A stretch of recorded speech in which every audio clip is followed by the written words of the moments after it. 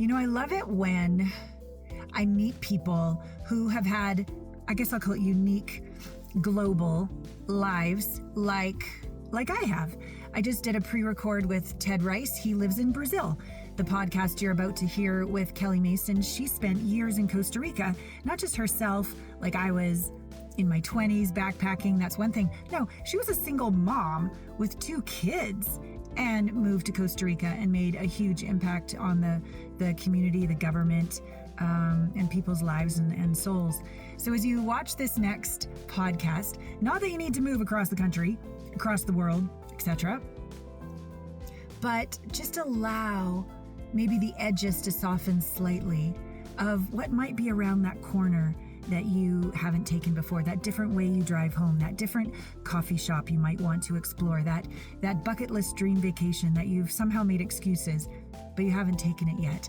Because listen to the magic that has occurred in this woman's life because she was willing to follow her nudges, her intuition, follow spirit, and where it's led her now into her offerings with the planet. Enjoy Kelly Mason. Beautiful sister, take a breath with me. Oh, when was the last time you felt really grounded in your body, still in your mind, truly in love with yourself? Not fixing yourself, not striving to be different, just loving your sweet self exactly as you are. I know you've probably been strong for everybody else, yet this is your moment now, an invitation to be there for you. To say yes to not just the bare minimum, but your real needs, to listen to the truth of your body, to slow down and hear the deepest truth of your heart, to face what you've been perhaps avoiding so that you can embody your authentic feminine power. And you don't have to do this alone. Like so many others before you, we can partner in divine sisterhood. The divine feminine way is to collaborate, to open our hearts together into the glorious, great unknown, the mystery. So I invite you to go to allanapratt.com/connect and book a call with me today. We will get through any shadow to the light of your fullest glory together. Promise.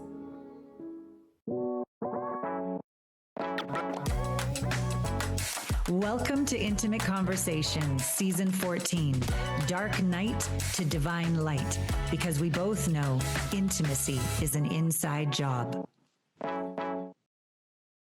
Hello and welcome to another episode of Intimate Conversations, Season 14, From Dark Night to Divine Light. And somehow my guest and I, we both got the memo. Dark, we're both in our black, dark night, and in our beautiful radiant faces, divine light. The incredible Kelly Mason is with me this episode. She is the founder of Kula Paradise Academy, an education platform dedicated to self-knowledge, nervous system regulation, and conscious leadership in a complex world. With a background spanning from filmmaking, impact entrepreneurship, and transformational education, Kelly brings a grounded, integrative approach to personal mastery, bridging science, lived experience, and inner development. And her work supports individuals, families, and institutions in cultivating clarity, resilience, and legacy through practical embodied frameworks. You can find all of the links in the show notes, kulaparadise.com, and Kelly Mason Official. That's your Instagram, yes? Correct, yeah. Amazing, amazing. And so Kelly and I are Canadians. And we just got on like a house on fire. We met in a networking group, and I've had the blessing of being on your podcast. Thank you ever so much. So I wanted to know more about your journey and what all these years have culminated as we move into this numerology 1 year, the fire horse year, and look what you're giving to the world. I got shivers as I'm saying it. Amazing. So first, thank you for your time, and it's so good to have you here. Oh my gosh, Allana, thank you so much. I'm so happy to be here. Hi, everyone. You know, the year of the horse, first of all, I'm going to answer your question with the fact that I fell off of a thoroughbred racehorse going full gallop on the beach in Tobago, West Indies, and didn't get to the proper medical help for 10 days. and Whoa. I was very injured. I broke my arm right off at the base of the ball joint. My arm snapped over my head, and I actually went to the other side, and I had that experience of Whoa. being on the other side and that peace and that love. And I was like, wow, is this what it's like? It was so interesting. My consciousness was still alive, right? I could Yeah. hear my consciousness, but I was in the moment, and it was so beautiful. And I thought, oh, Wow. well, you know what? This is cool. And then from a distance, I heard my breath come back in. And I was like, Mm. oh, I think that's my breath. And then I came back into the body Yeah. and opened my eyes and realized I was half in the ocean, half out on the sand because I hit the wet sand, and I Yeah. was by myself. My horse had left, and all the people that I was with, the horses had all galloped away. And I thought, wow, I wonder if I'm paralyzed. And I sat up and I was like, oh, I can move my neck. I didn't break my neck. And I got up and I was like, oh, I'm not paralyzed. But then I noticed my arm was missing on the left side. It was on Oh, my back. And so I thought, oh, there's something wrong there. Anyway, yeah. so story short, that was 20 years ago. And that Wow. part of my life really culminized where I am today, because what that did is it gave me the opportunity to come into my healing power. And Mm. I had always been told before, all right, you're a very powerful healer by other healers and psychics. But I had been in the film industry since I was 16. So that's another aspect of my life where I was like, I'm in the film industry. I have no idea how to be a healer. Like, I'm happy being in the film industry. I was very attached to my identity at that time. Sure. Sure. As that happens as we go through life, right? We start in our 20s and 30s as we're developing our careers basically, and we get identified with ourselves, our human selves, and Yeah. then the soul kind of takes over. The soul's like, wait a second, I've got a calling for you. You're going to need to go over here. And what that means is we're going to shut down everything that you used to love doing, and we're Yeah. going to redirect you. And so Yeah. that's what happened partly with that accident. That was my first redirection.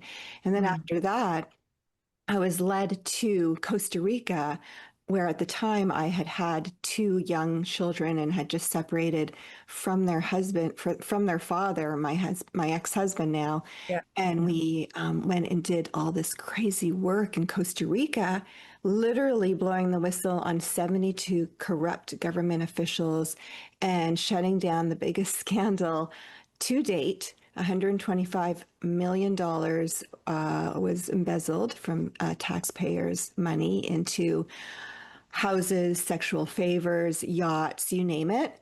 Wow. And so my source, this is what I call in the academy, is called the trilogy formula: self, soul, and source. So source at that point started guiding me and saying, okay, look, you're going to come here. And let me tell you, it was not easy. I do what everybody else would do, right? I'd just be like, yeah, right. I am not moving to Costa Rica, Central America, where I don't know anybody. I have a child in diapers. I don't have a job. I don't have any friends or family to support me. But that's what That's happened what you did. because in Wow. life, we're led. And so, yes, that culmination of my life experience has brought me to this point of being able to design programs for the Academy. They really teach you all about the three aspects of how to live a whole life, because we're kind of teaching wholeness in fragmented ways and in ways that are sometimes hard to carry day to day. So I decided to create these repeatable programs like brushing your teeth every day for us, including myself, to stay on track. Amazing. So, how did the first idea of Kula Paradise Academy come? Has it morphed over time? It has morphed over time, because as I became a healer, I then started to recognize that all these healings that I was channeling, I guess is the best way to say it, so everyone can understand. I would witness these healings. Kelly would witness these healings. I was seeing the truth. I got to see the other side, what happens to the soul when we go back, how we gather, how we choose, how we're predestined, like the present is pre-sent. I was able to see how we can program our quanta, program our cells. Every morning as we're waking up, we can command what we want to happen with our frequency. So I was able to understand that. We teach that in Sovereign. That's our level 3. And then just through documenting this research, I was seeing the patterns. And I began doing research with Harvard, the women's hospitals, Heart Math Institute, and they were bringing up the same results, right? So they had very similar results to what I was discovering just through seeing, hearing, feeling, and knowing all the clairs to be able to understand exactly what happens to us as souls in these human costumes. So that's why I thought, you know what, I'm going to create this academy, because we're not taught these things in school. And my passion lies in helping children, helping the next generations, helping parents, therefore, right? Helping parents to be happy parents, to be coherent parents, present parents, which is very hard right now with the phone and that distraction and this disoriented world, and also educators. So I want teachers to be able to use these programs. So that's what we're doing right now. We're introducing them into private schools, and we have the teachers now putting those in place for themselves and then passing on that knowledge to the students as they see appropriate. We also have some partnerships happening with organizations that work with human trafficking and child sexual abuse, all of that kind of thing, so that those therapists and those programs that they already have in place can be combined with the academy programs. So this is really my life's work, Allana. Like, it's so interesting because I come from the film industry, and you know what we do is we create scenarios, right, where you can watch your screen and learn and feel emotion and maybe be inspired and maybe even change your life based on what we create on the screen. Well, I feel the same thing is true in real life. Like, we are on this screen of life, and we have a creator projecting the light that makes us be who we are, and we have these senses and this time-space reality. And so really there's not a huge difference between like the motion picture industry and the human life industry. Never called it that, but it really is like a way. It's kind of like this, you know, paradigm that we've come to be able to expand and ascend and learn. Did you ever read Transurfing, all the Transurfing's books? I haven't.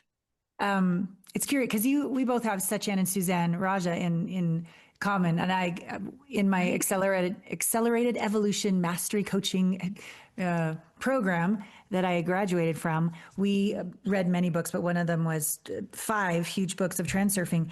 And basically, their point of view is that we are looking out at a simulation, and it's a movie.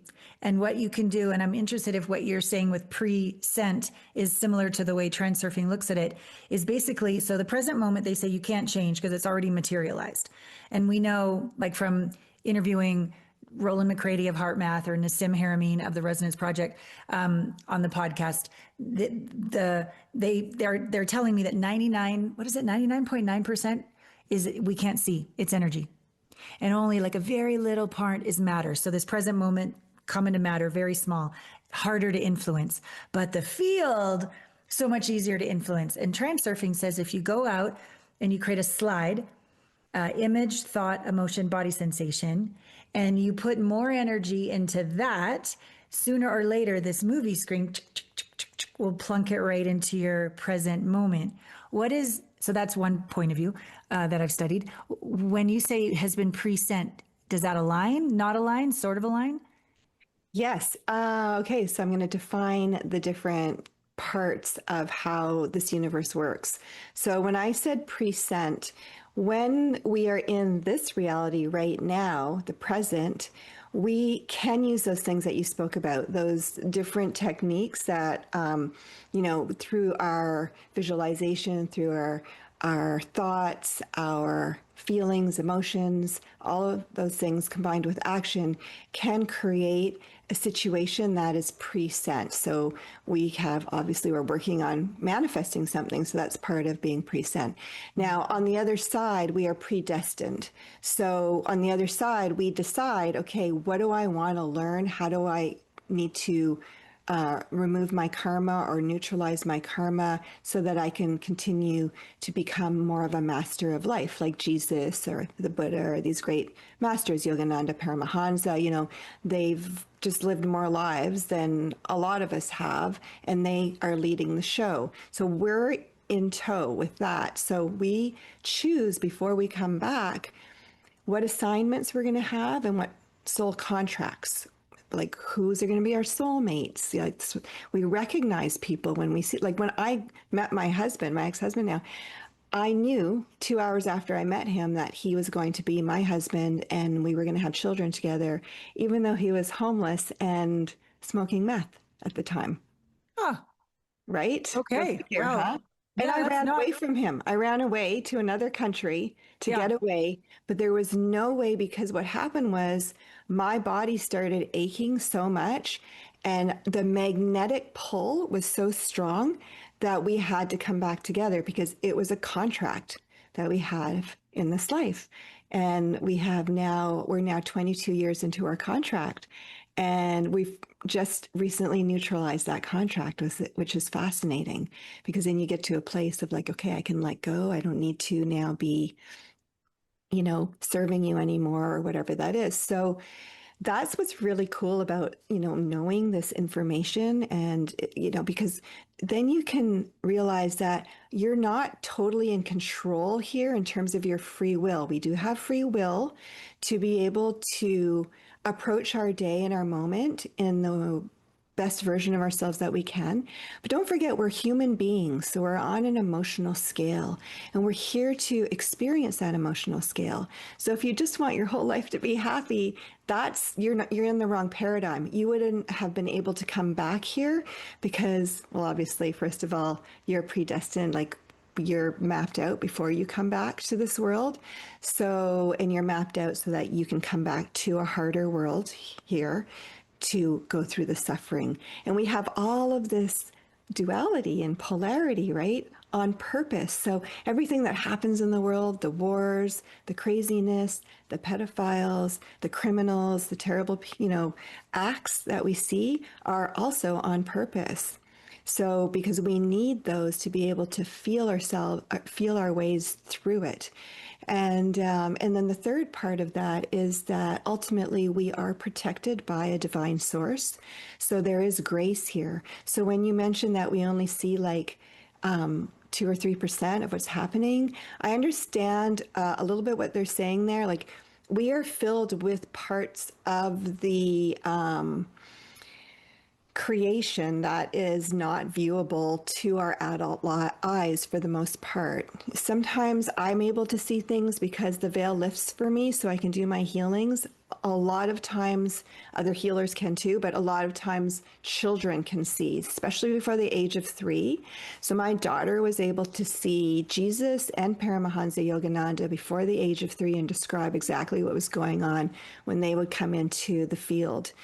And they always, they'll appear differently to each person too, because if we learn how to see someone a certain way, that's just from a picture that we may have on our altar or whatever, that's how Joella learned what the masters looked like at a young age, then they will show up as that image. If you see them as a different type of person or different skin color or whatever that is, that's the image that master will show up for you, or that guide. So we're here with a lot of help and there's a lot going on that we can't see. Yeah. That made a lot of sense whenever I've coached for over 22 years. And the more I guess we'll call it integrate my wounds and ascend, I'm always fascinated to hear another point of view that makes a puzzle piece fall in or confirms or aligns. But it's just like a diamond, the way a quantum physicist will see it and the way I will see it, we're seeing the same thing. We're just seeing it through our own training and wisdom and intelligence and our own point of view. I love that. A lot of my teachers say karma occurs in the third and fourth dimension, but that doesn't occur in the fifth dimension. It's soul contracts, not karmic contracts. So do you feel that you and your ex have done enough work to begin to ascend to the fifth dimension so you don't need to do karma anymore? What words did you use? Your contracts complete or something? Because Right. my Yeah. understanding is there isn't karma. Karma requires past, present, future, and the fifth dimension is the present moment. So you can't have karma anymore. Just a soul contract that's more, the way I'm experiencing it is more essence. This is aligned with my soul's essence. And before, it fucking felt like trauma bonding. I'll just be really super honest. I'm like, why am I marrying another sociopath? Like, oh, there she goes. She does it again. So, but now in hindsight, it's very different. There aren't emotions to integrate. Lots of those in the third and fourth dimension. Not to say I still don't have them from time to time, but it's more feelings now. And I used to think that word was the same, but it's very different. So I'm curious about how you've experienced the shift in our dimensions as more of your, I mean, maybe we can take it all the way to how that arises in Kula Paradise, or maybe just your life or relationships, For sure. or what happens. Yeah. I love that. Thank you. That's a great perspective. So first of all, I am not educated through other books or teachers or anything really. I do read a lot of literature from Paramahansa Yogananda. I have a live guru in Trinidad, Sri Vasudeva. I've lived in a Tibetan Dharma home for a year where I've served a Tibetan monk, Khenpo, who comes from the Dzogchen lineage. And there have been others throughout my life. So I've only really had teachers that come in and join me on my journey. But the other aspect of my knowledge is just through experience. So none of it's my beliefs, it's my experience, if that makes sense. So I don't I'm not told something to believe it. So when you talk about these fifth dimensions and maybe karma being the third, fourth dimension, I can't relate or identify or really know what you're meaning, because maybe that's other people's perspectives and beliefs. But what I've experienced when I do these healings is that we are all here playing roles for each other. And so I'm able to see back many lives, past lives, to see where the connection has been with a particular person, you know, that my client might be asking about, you know, whether it's relationship, marriage, whatever it is, a child may be born not well, handicapped, whatever, or someone may become handicapped or sick. And we can go back through the lives and see why and what and how that came to be in this life. So I look at all of the roles and the way in which we are serving each other. And so ultimately what I have deducted and how I've created these programs are based on two things, like who we are and who we are being. So from the past, you may have been, like, for example, I did a healing the other day where the clients, she needed to know more about her mother because she has been very affected by her mother's behavior throughout her life and very limited by that. And so her mom was always made in this last life to wear the high heels and look good and stay quiet and not be the brilliant innovator, really, that she was meant to be, because her father, the person that she was married to, this is my client's father, wanted that like perfect kind of wife that always had the meal on the table, and you know, he was going to be the one that had all the attention in the family. And so that was very hard for her. And so we understood that she needed to take the heels off. So the image of her like taking the heels off and being powerful and being lovable, that was able to free my client from her need to dim her light. And she took her heels off. She kind of was living in the projection of her mother, because we are very connected to our children through our cells, through our genes, through our energy. And her life completely changed, and she was able to also meet a romantic partner, and she'd never had a boyfriend her whole life. And she met somebody a month later, and she's now in a power position, and she's a completely different person than before our sessions. She's living her best life. So basically, what I'm trying to say is that we're playing roles for each other. It doesn't matter what our social status is, what our titles are, how much we make, what dimension, what karma, all the kind of stuff that we try to figure out. It comes down to how kind we are to each other, how we're serving each other, and literally how we're playing that role for each other. I love it. I love it. And let me say one more thing, Allana. Like, the role can be really bad. Like, we could be raping somebody, being the rapist, and that's a role that's being played on that person because that person needs to grow and learn or be the voice of, or whatever that is meant to help that person with in this lifetime.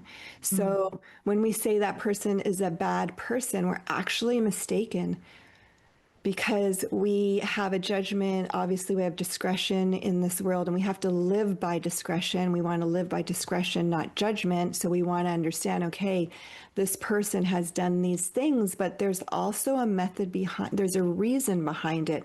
And whether it may be something that's happened in this life or a past life, the mystery makes it very complicated. This creator makes it very mysterious so that we stay in the illusion, and we are here playing out our roles so we can, we want to do that. That's what we're here to do. I have many. I love being a teacher. One of the reasons I have this podcast, I was saying to somebody last night at a dinner party, 14 years. Why? I said, well, it keeps me humble, keeps me a student. Every single week I'm learning from other people, and it allows me to get even clearer with what my mastery is and what my mastery isn't. So I find it credible and vulnerable, like a really beautiful balance. And so one of my teachers, she initiates frequencies. I can't remember what frequency it is. It's up in the 30s. You have to do one a week and spread it out so you don't blow your system. But one of them says exactly what you just said. Its point of view is that every relationship with everybody all the time is predestined to teach you something, from just somebody you drove by or in the line to somebody who could have betrayed you tremendously. Like, it's all predestined. And so to really do your best to be grateful for every interaction and every lesson, and what is it here to help you evolve or transmute for your soul's evolution. And I have another teacher who believes, like, I was complaining. I was complaining, like, why? I don't know why. And I do work so hard to, like, look for the reason and look for the why and look for the lesson and what's good about this. And, like, I do my work. That's one thing you can count on about me. But at this one, I just could not figure. And he was saying, well, if you can think of infinite time in all different directions, who could think of that, right? It's infinite. So infinite dimensions, infinite time, infinite, all these kind of things. And then here's you, sweet little Allana's brain, trying to figure it out. And his analogy was, you maybe know 11 reasons out of 1,400,000 reasons of all the different elements that have gone into one experience, which to me allowed me to be humble. Yeah. Take the lessons I was here to learn that I can figure out, but then ultimately let go. Like, I have my, as you said, will, I have my choice, but divine will is, trumps my friggin' ego will, like, any day. So it allows me to have greater faith, alertness, not take things personally, also be more courageous. Like, if there's all of this orchestrating things, it can't all be bad. It's gotta, like, somebody out there has gotta like me, or my vibration is an impact. So, okay, let's just keep going and trust there's a lot of forces out there that are here to help us evolve ourselves on this planet. So, that feels like, if you've gone through the filmmaker world, you've gone through the healer world. Now, what is this? What are we calling this new founder of Kula Paradise world? Legacy work? Is that what we're calling it? Well, that's one of the programs that we offer in the Academy. That's the top tier. So we start with activation, and that's where you understand who you are and who you are being. So we look at, your inner child, where your wounds have been, this life, past lives. We also understand your feminine, masculine, sacred union within that dance. And Yep. then we bust through all the subconscious belief patterns and what you've learned and Condition. Yeah. all the collective conditioning too. Yep. And this is all repeatable. So this is a program that you will come back and do once you move up the ladder and finish legacy, and then you start over again.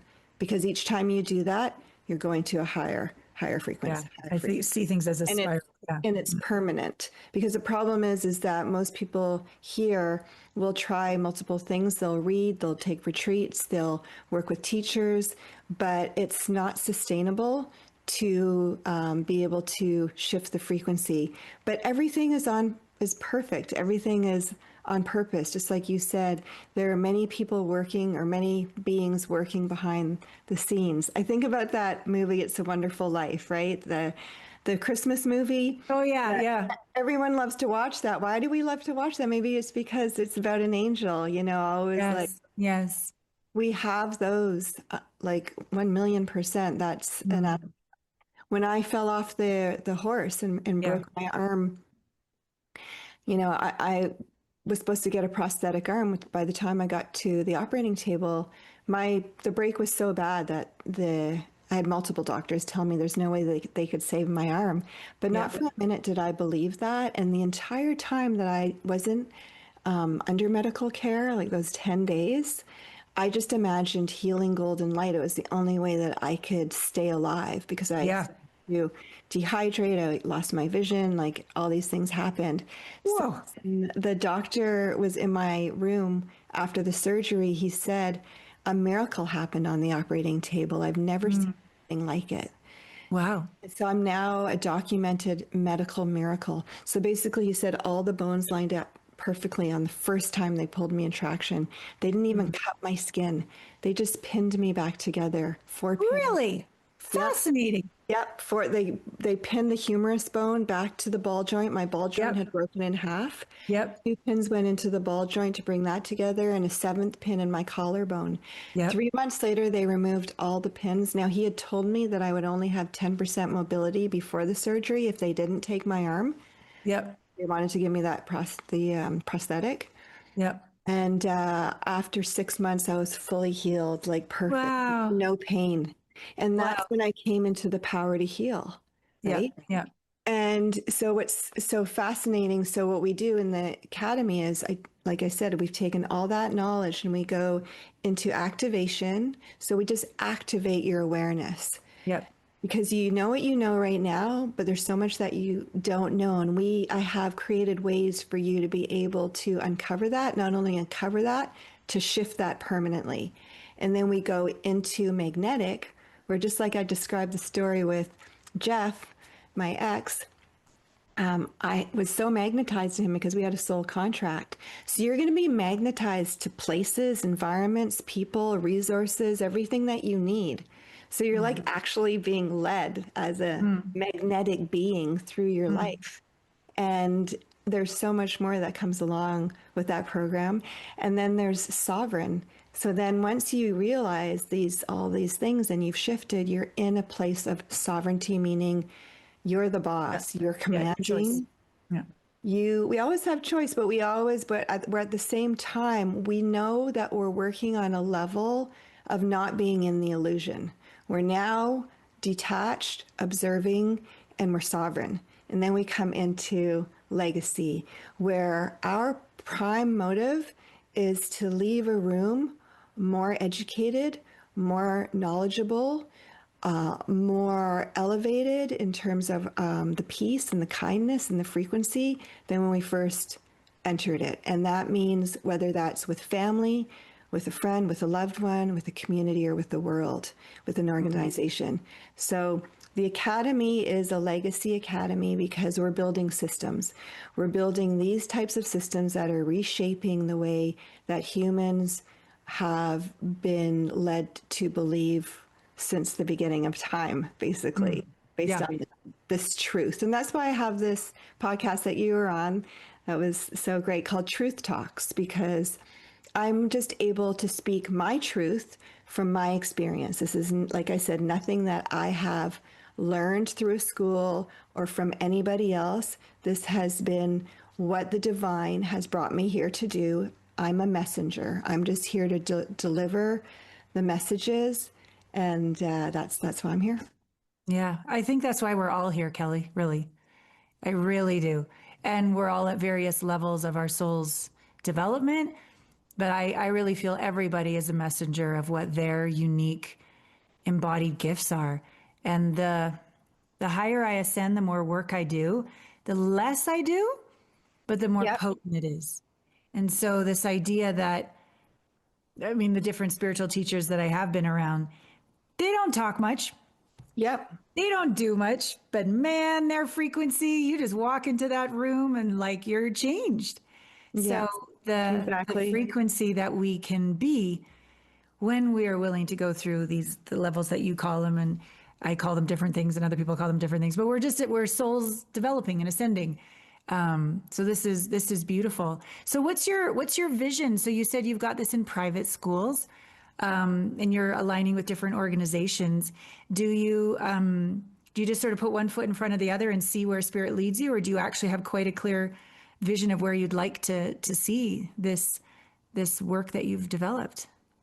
Yeah, thanks for that question. That's awesome. Yeah, for me, I really, I've been very quiet. I'm 57. I've spent my life behind the scenes, just allowing everything all my lessons, the burning of my ego, the detachment, all of those things to fall into place. And so now just the resources and the prompts come daily. So I have investors coming now. I have people wanting to offer money to grow the academy. I have just everyone and everything shows up, right? So, and that's really what we're all meant to do. Well, I guess eventually when we get to a certain level of our work here, whatever that assignment is or assignments are, some of us will have times in our lives where it all comes to us, but at the same time, I work hard too because as we all have to, we put the work in, right? So yeah, all of this is happening now, and yeah, so I'm just kind of allowing everything to form and take place, and I'm also producing a film, so I only produce scripts that will have a profound effect on humanity in the best way possible. My agent isn't, I'm just turning down stuff all the time because so much of it is based in ignorance and violence and things that will just feed into the fear of this world. So yeah, I'm just doing whatever I'm prompted to do in that moment, and that's how it happened in Costa Rica too. Like I was like, I never planned on being a road builder. I went down there as a healer. I thought I would open a healing retreat center. But when I got the call from my new friend who's also a mom, and she said, my son stopped breathing in the middle of the night. I have to take him out of school. It's a health hazard. How can you help us? And I knew in that moment that was why I was there. That was the assignment. Because I didn't tell the whole story. Like when I actually realized that like the way we got to Costa Rica was when my marriage was falling apart. Okay, I had no choice but to pivot. And in that darkest moment, and I was pushing the stroller along the street, Tony Robbins, like Anthony Robbins, the Tony Robbins, stopped me on my street in my darkest day in my little village, and he kind of redirected me to, go on a yoga retreat, and which was so fascinating because it was literally like my darkest day and the most positive person in person, not in like some kind of, I wasn't at one of his masterminds. He came up to me and started talking to me. And from that point on, when I got to Costa Rica, then to do my yoga retreat, I received a written message. I basically was journaling and my hand wrote. So an energy moved through me to deliver a message that said, throw your fear into the ocean today. You are to come here and serve me. Your Dharma path is here. And Dharma means service. you will prosper. And so I ignored that for 2.5 years until every door closed and I had nowhere else to go. So I put my house up for sale and it sold in 5 hours, closed the deal in 5 hours after it was listed. So that's just a sign of, okay, the universe is like, nah, you got to go over here. Yep. When you're on track, you're on track. And when you're not, you're not. So that's when we landed in Costa Rica and I started getting, having a lot of clients because people just heard the healer was in town and I was staying in my yurt and there was a line up Allana for 3 months every day for people to come for healings. But when I had my friend Noah call me and say, my son, stop breathing, I knew in my soul that this was something that I needed to take care of. So at that point, what happened was all of the people, the locals that lived there were suffering from road dust poisoning. Basically, there was silica in the road dust. We discovered this after we hired an environmental engineer to come down and test the dust.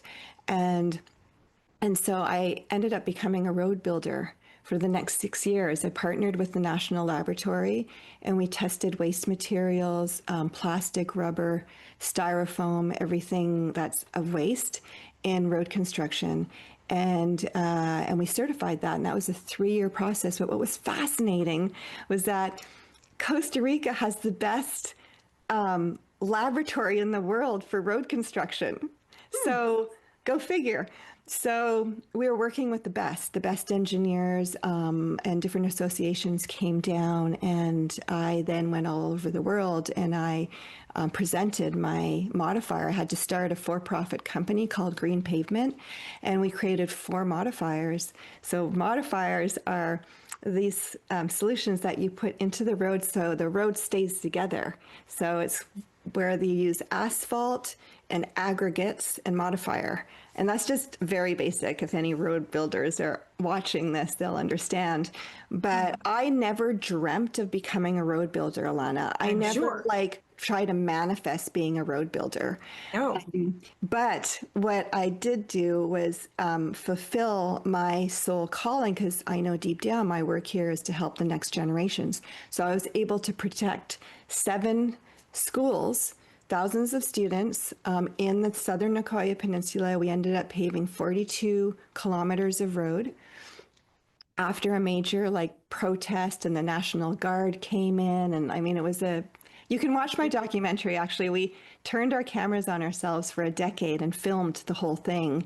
And it's now being shown in 170 countries and 17 languages around the world. It's called Pave the Road. And you can watch it on Vimeo. And and you see how I partner with Toyota, Kimberly-Clark, John Deere, and how I created a win-win situation for everyone. So I was never trying to make anybody ashamed, even though the government was, embezzling this money.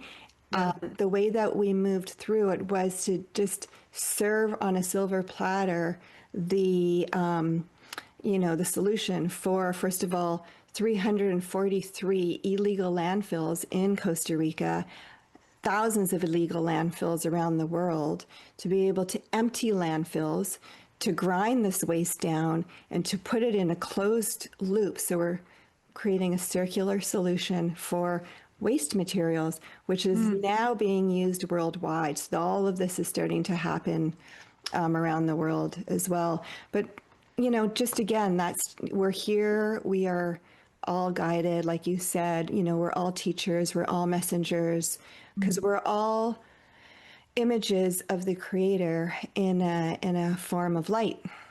Totally. Our own unique facet on that beautiful diamond. Wow. What a story. What a story. I wish you had paved more than 42 kilometers in Costa Rica, because that was not my experience. It's a lot of bumpy roads when I've been to Costa Rica, but that's incredible. And the fact that you had the foresight to document it is amazing. They shut down the whole infrastructure sector after they had prompted an investigation and had sent these 72 people to jail, right? So they shut the whole system down. That's why the roads haven't been being paved since, but you know, the solution's there. So Totally. Well, I hope they will pave them with your solution, and that'll just make the 5.5 hour drive probably only like 3 hours. but I also want to say too that it wasn't my solution. I wasn't the first one to do this. This was started in India. So India was the first country to create plastic roads. And so I partnered with the founders of the patent. So I licensed their patent and they helped me along the journey. The Khan brothers, Ahmed and Rasul Khan, are really the heroes of the plastic road system.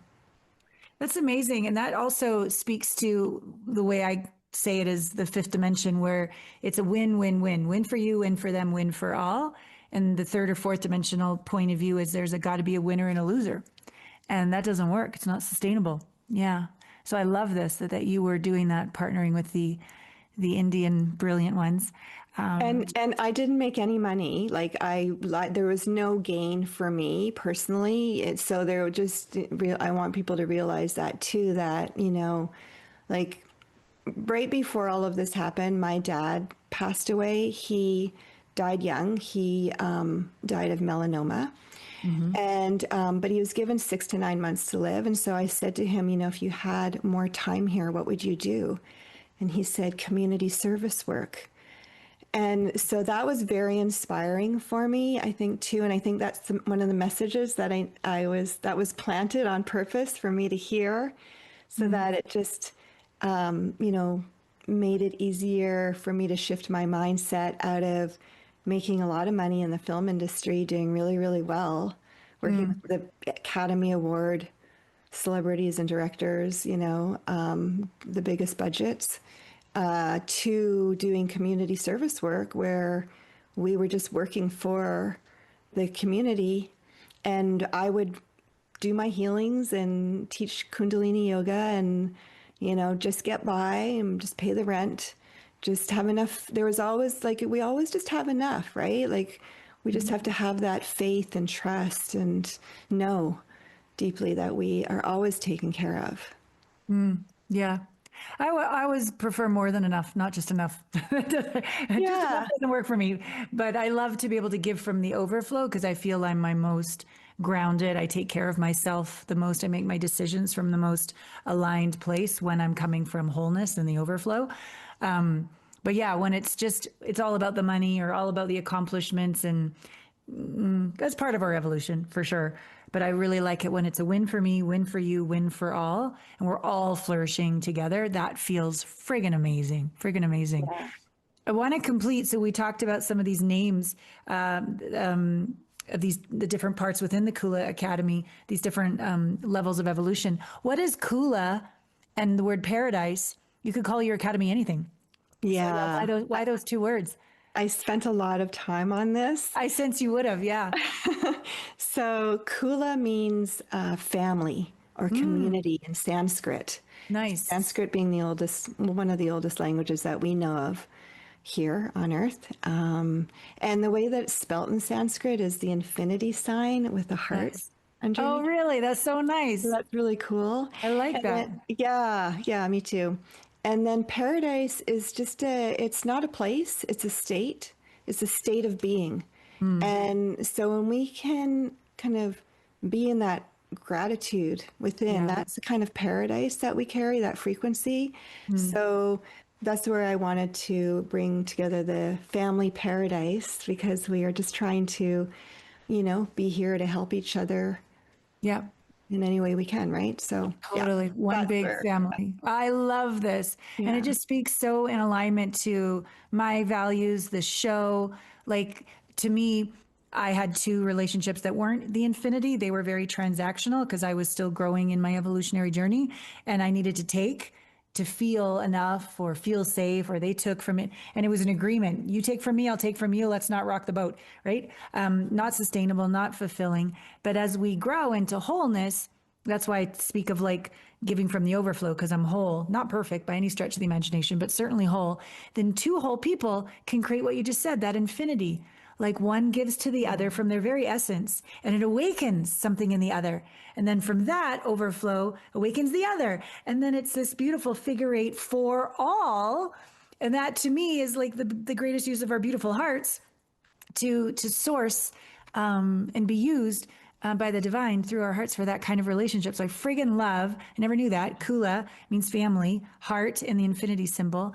And then I so agree. Paradise is a state of being, a point of view, a state of the mind. I often say to my neighbors as I pull in the driveway, another beautiful day in paradise. Yeah. So Exactly. Yeah. life is good. Great. So people can go to kulaparadise.com. What do you want them to do once they get there, Kelly? Yeah, take a look around. We have some free practices. Give me another 4 days because I'm actually probably by the time you have this. By the time this airs, it'll be just fine. So yeah. Fine. So we have free practices there. Great. And we also have our research informed library. I think we have a dozen papers there that you can explore and learn more from. And then if you really love what we're putting out on our website, then I'd love for you to subscribe, and we will deliver an orientation so you can be aware of what you would receive in the programs and how we like to do things. And then you can always reach out to me if you have any questions, or share with any families or teachers, parents, individuals, organizations.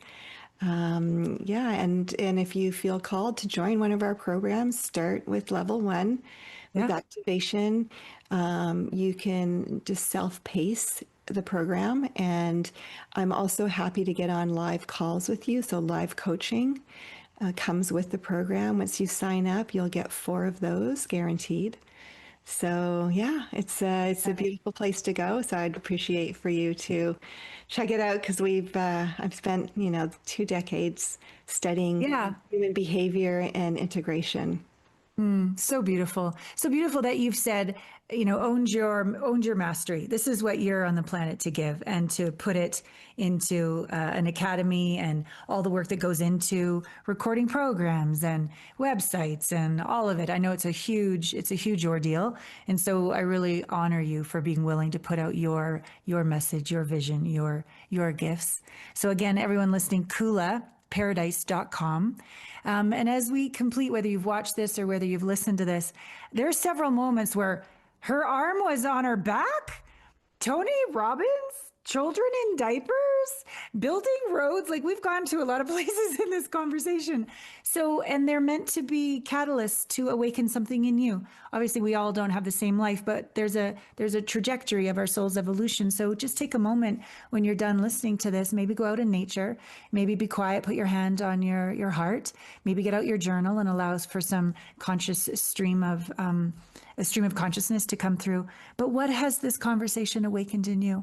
How has this moved the dial? Even just 1 degree. If you're a ship on the ocean, 1 degree, you're going to end up at another country. So let's just allow this conversation to be a gift to your soul's evolution and a deepening of your intimate relationship with yourself.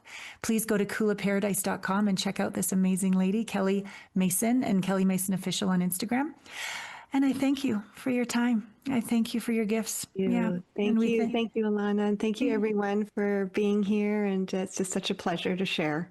Yeah, thank you. Thanks for being with us on Intimate Conversations. We'll see you next week. Okay. Bye for now. See you next week on Intimate Conversations. Get out there and make love to life. So this morning I got up, did my meditation, didn't get my workout in, did an interview. I was interviewed on a summit, got my workout in, went to the dentist, looking good. I love my dental hygienist. As I sat down, I looked at my workout pants and they were covered with cat hair from Muffin. And he's like, don't worry, I've got 2 corgis.